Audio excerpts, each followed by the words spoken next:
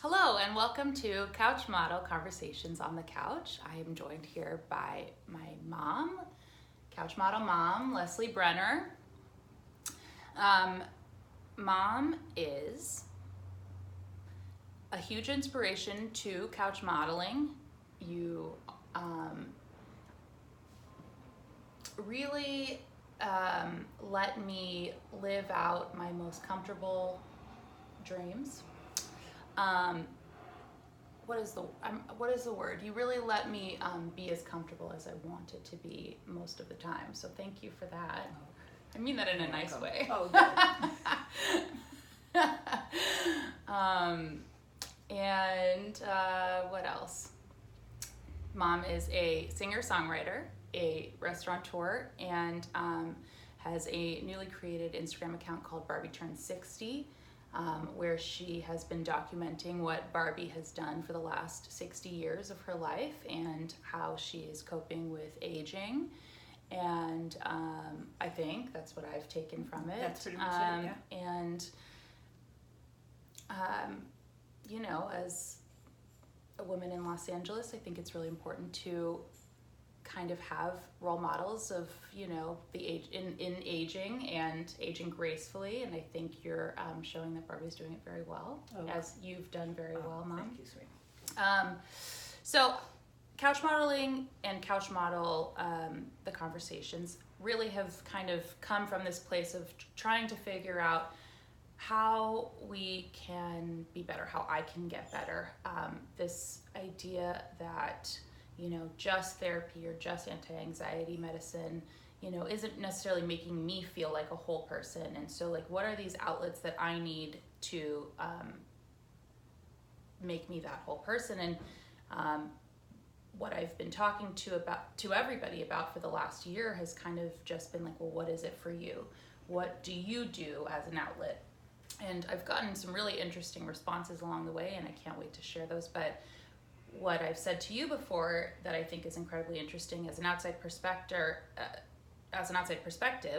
is that I've never found you to be necessarily weighed down by the anxiety of the world. You definitely are sensitive to issues and actually the world, but just feeling scared by everything as I do, and a lot of my friends kind of do. You never have come across in that way. And my question is, is it something did you find something to kind of relieve that anxiety from a young age? Have you never really had to deal with it? Is it just something that never has never really been something that you've had to struggle with? Or have you found outlets later on? What is your couch model? Okay. That's a big question. I think that there's a part of me, I have two sides. That one is very, I can reach out into the world. I feel like I'm very confident, and I can present myself that way, and I can meet people on a very firm footing. Some of that has definitely come from experience over a long period of time of becoming more comfortable with myself. And then there's a part of me that's just as vulnerable as anybody else. And I think personally I masked that for a long time by appearing to be more confident than I am.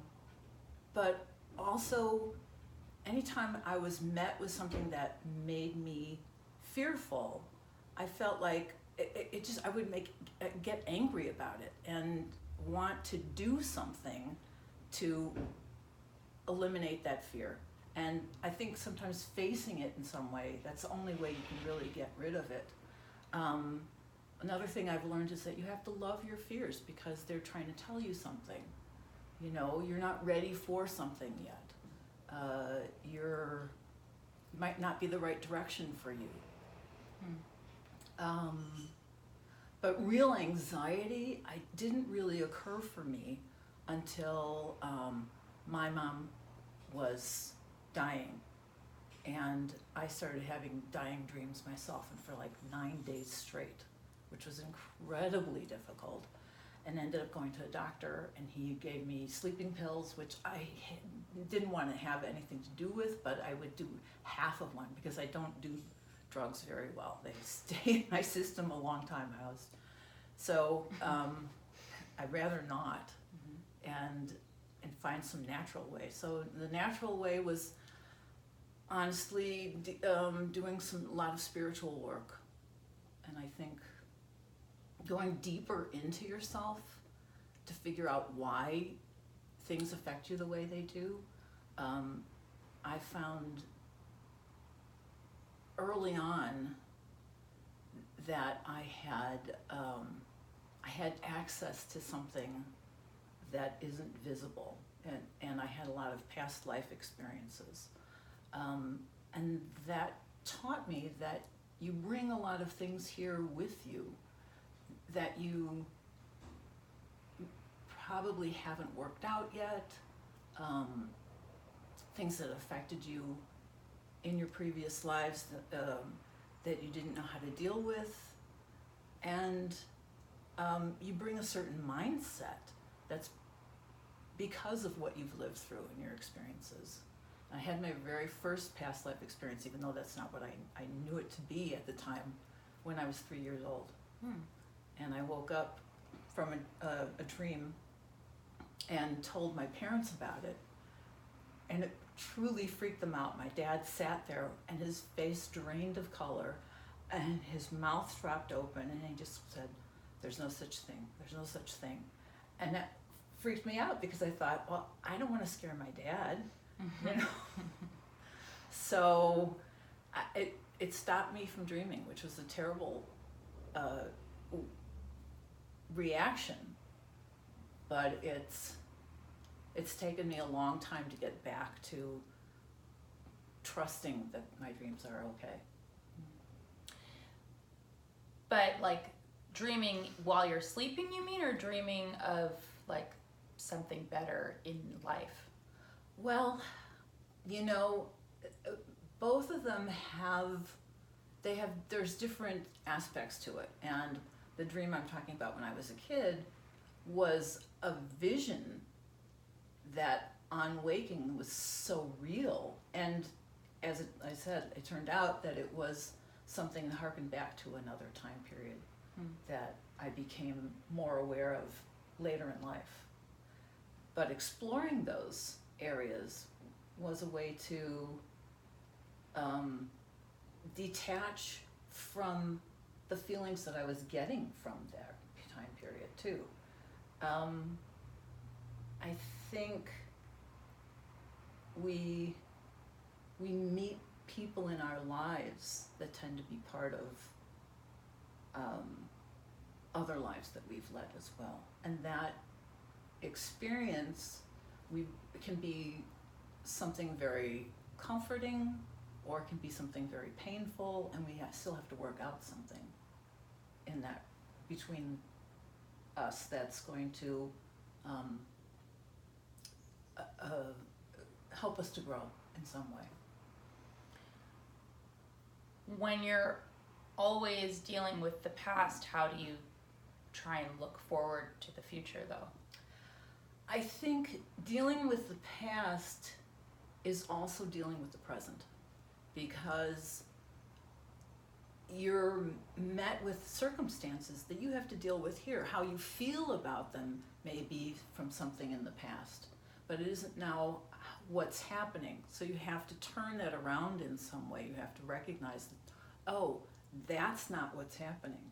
And that's not always easy because, again, it's recognizing enough about yourself and enough about somebody else's reaction and trying to find that it's not, it may be triggering something in you. And so you have to recognize that that's what's happening, and how you're responding to it maybe just might be not inappropriate is the word, but you might have a larger reaction than you would expect to have, you know. And so it's a lot of taking stock. When you're feeling those feelings, what is your relief? I mean, I know you're saying you're working on those things, but sometimes you don't want to just be thinking about the things that are bothering you. Sometimes you want that. So I think the songwriting has been part of that relief, because it's a way of working through something and finding a healthy direction for those emotions. But have you ever felt anxiety from trying to create a song? That's interesting. I think I get into what I feel in writing a song, if I'm really caught up in it, is that there's this emotional tornado that happens. You write down everything that comes to you, and it's not necessarily in the right place. Then you have to go back and look at it and say, oh, this doesn't really fit here. It's almost like, if a tornado came and everything in your house was rearranged and you had to put it all back into some order that looked like, okay, this is the living room, this is the kitchen. Obviously a sink does not belong in the living room, at least my living room. Okay. I guess I mean, because I think at some point songwriting was your career in some sense. I don't know if you monetized on it necessarily, but I know that there's the saying, find something you love and you'll never work a day in your life. And I think that that's not actually correct, because at times a job is a job and that you can find problems in it. Yeah. And if songwriting is your relief, but then you're also trying to have it be your success. Yes, and that can be a problem. And I think that's the difference, is finding out whether or not you're willing to go through the pain of rejection and dealing with flaky musicians and a lot of other things that you may not feel like this is where I belong. When I'm in the studio, I love being in the studio. I love shaping a song. I think that's the most fun. And I've been able to do that within the last few years, in fact. So I can't believe that I can just jump back into it. Yeah. It hasn't been like immediate, and it hasn't been to the extent that I thought it was going to be, but that it still exists is incredible to me. So I find often what happens is, if you have something that you need to do, and it's a path that you need to take, things will open up for you because other people see that. They believe that's something necessary also. Yeah. How did Barbie come in to the picture? Barbie was because I was waiting for a producer, and I had these songs I wanted to put into make an album of, and had talked to one person who kind of disappeared on me, and so I then went and called all these other people that I knew in the music business and said, who do you know that I can go to? And while I was doing that, this friend of mine who lives in Mobile, I just reconnecting with him was so much fun, and I so enjoyed talking to him on the phone that I just went, I just want to come down there and do it. And he goes, well, come on down, which is easier said than done, because now he's also had other projects. Yes, and I can't assume his reasoning behind it. I know this is a big project, and trying to do it, where I'm there and we get it all done in a week, I think is like too big of a project. So I've said, let's break it in half. And then during the summer, he told me he has touring dates, so I can't do anything. So you had some time. And so waiting and being excited and wanting to get done and trying to get it all working, I didn't have any place to put my energies. I didn't have my creative energies. I had somebody describe it to me once as, because he told me his was like pouncing, like being a tiger. That's his creative energy. He said, yours is like a spinning wheel. It just keeps going. Okay. And I take that to heart because I really feel that. I understand that analogy of it being steady. So if I'm steadily creating, I'm in a much better place emotionally. And how do you come up with the stories of how Barbie spent the last 60 years? Well, Can you have some Barbies off to the I side? Can do. you grab a couple? Yes. This is my very first Barbie. How old were you when you got her? Oh, Do you want to reveal your age? yes, that's not a problem. Because this was sort of fascinating to me. Oh, I made these shoes, by the way. They're just little slipper things. Little house shoes? Yeah. Lovely. And the bag. But this is an original dress? Yes, this is one of the original. And this is the original Barbie 1959. I don't know whether she's a 1 or a 2. There were 150,000 sold in the first year. And since she was a Christmas Barbie, she hasn't had her birthday yet, as far as I'm concerned. Okay. Um, So she turned 60 this December. she she did. yes, No, she is. all Barbies, if you consider, according to Mattel, their birthday was March 9th. Oh. And that's 8 days after my birthday. A Pisces? Yes, she's a Pisces. I don't know what that means. But And I was 10 when I got her. And so I found it kind of fascinating that she was older than me. She was a teenager when I got her, but now she's 10 years younger than me. Wow. It's kind of freaky. That is weird. And The aging process. I know. So my sister and I both got 2 Barbies one Christmas, and it's like going from none to a colony. Yeah.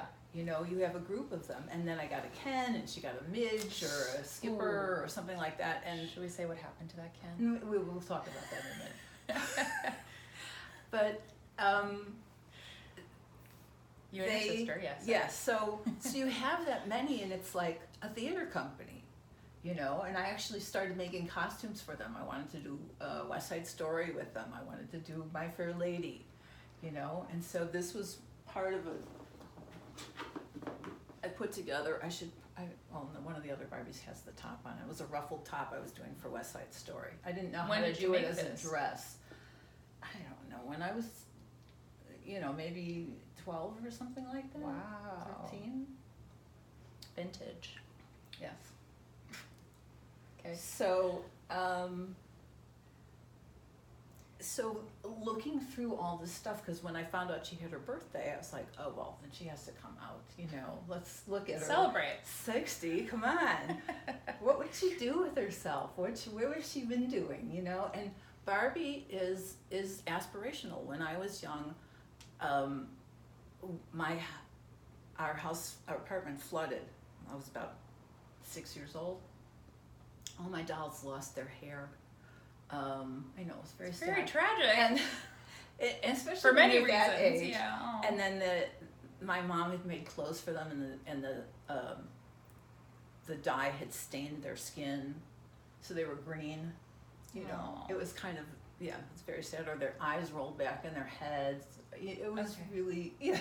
You get the picture. Sad. So Barbie coming along was like, oh my gosh, the clothes and how beautifully she was made. Her hands are so delicate, and her features, and I find it fascinating looking at her. And I also thought, well, what great clothes, right there. It's Yeah. hard to beat. But I found homework that I had made for her, had written for her when she was supposed to be going to college, which is something I never thought I could do. But I did. I ended up going to college, and I often think some of my projections on Barbie were things that happened later in life that I didn't think were really open to me. So you made them open for Barbie, but they at the time, happened for you. exactly. So aspirationally, I projected on her things that I thought were special or important to have happen. And I think as I started thinking about how she had aged, well, first thing I wanted to know is what she was going to do to celebrate, and I thought she should have a spa day. So that was the first who shoot. everybody would enjoy that. Yeah. So yes, and then I started being able to see it in my head. And I'd done photography, food photography for the last 9 years, and social media for the last 9 years for the restaurant. So it just kind of turned into this thing that I thought, and once I started taking pictures and I was showing people, and they were going, this is art. And I was shocked because, it was just fun. But I always wanted to be an artist too, and I thought, wow, people think this is art? That's pretty amazing. Yeah. So I kind of just leaned into it and went there with it. And then the storylines started coming, and I just started thinking all the things that I've dealt with in my life, and things that you think of as you get older, and it kind of meshed into, let's just see where it goes in this year. I mapped out a kind of outline for it, and some things happen spontaneously, and some things are planned because I have to make things. I've always loved making things. And your sister's involved now too. Yeah. So we just had the cousins reunion, which was very fun. In Chicago. In Chicago, and my sister made these incredible little pencils. They're so perfect. You look at them and you can't believe. The two of you and your crafts is just, it's nothing that I've ever been able to do, so it's just always very... Yeah. And my sister's an incredibly good artist. Yes. And she's done some things over a period of time, which she's been able to sort of pull out. Incredible artist and also incredibly funny. Yes. And just, I can only imagine that her set pieces have a little bit of humor involved because they're like miniature and, right. Well, there are some things coming up in particular. I'm hoping we'll showcase that more. I love it. We'll see. Mom, yes. Tell me about this couch. Okay. Say goodbye to Barbie. Barbie turned 60. Could I just show one other thing? Yeah, of course. That I made that I'm particularly proud of? It's a little eye mask. I don't know if that's visible. It doesn't show up. I could put it on her head and then you'd see it. Anyway, I can't believe I'm doing these little things. Miniature. Could I just say that I think I came from a family of miniaturists, because my aunt collected them. My great aunt made little miniature paintings. So I've now inherited some of these things, and my dad also made little miniature things, and my sister does miniature things. So I had to. It was written in the stars for you. At some point, you just have to give in, surrender to the miniature. Okay, tell me about this couch. Okay. Was this the first new couch you guys bought, or have you and Dad purchased new furniture before? We did one other couch. It was just in a sale outlet kind of thing. This one we actually went to a store that sells first run, or whatever you call it. It's a Barrett couch. Big, it's so wide, it's like deep. It's as deep as a twin-size bed, I think, if you take the cushions off. Yes. And Dad's very insistent that never to have a pull-out furniture. He hates them. He doesn't think they're comfortable. You don't know this? No, I don't think I realized. You've blocked it out. Why would we have had one in the first place? I'm just saying that that's like something that you would never purchase. So I'm just trying to get the choices behind why you chose this couch. So I know you're never getting a pull-out furniture. Nobody's allowed to stay here with you. Except people have slept on the couch. Yeah. Accidentally. But it is big enough to sleep on. Yes. So it's very comfortable in that respect. Did you pick Two it of out? us can lay on it together. It's very cuddly and comfortable. And that's one place where I feel very comfortable. My next question is, where do you feel most comfortable? I tend to be on the couch quite a bit. And your dad likes the big lazy boy chair over there, or whatever company makes it. But occasionally I get him to come over here with me for a while, which is nice. And then lastly, can you tell me either the funniest thing that's ever happened to you in the entire world, in the history of your 70 years on this planet, God. or a funny story with you and I, Uh-huh. or Yeah. something that just happened that we've laughed about. Oh, also, just in case you were curious, the Ken I lost, unfortunately. I just wanted to blame myself for that. It was a school project. I used Ken in it, and I left him there, and then somebody picked him up. Ken and Britney Spears. Ken was, yes. This was, you had something, it was Shakespeare, What? it was Hamlet. Okay. Yes, and so I said, well, Did I have a Britney Spears doll? you had a Britney Spears doll, and we dressed her up as Ophelia, Okay. Oh. and, oh dear. Continue. Okay, and Ken, we dressed up as Hamlet, and I had a little skull, speaking of miniatures, Uh-huh. that he had on his hand, and you took it in as your project for your English class. What a good memory. And unfortunately, I think they displayed it, is what it was. They displayed it, and somebody stole the two of them. Sorry. So Ken, unfortunately, I've thought about writing this into the storyline. Ken ran off with Britney Spears. But that would be too sad. I couldn't make that be Barbie's. That can't be Barbie's fate. That's not her birthday present.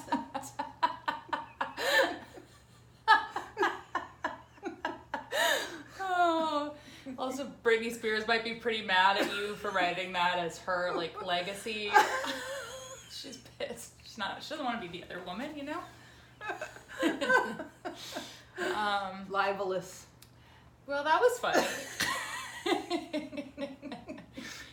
And then just to back this up, we tried filming and my dad kept walking in and stomping his feet.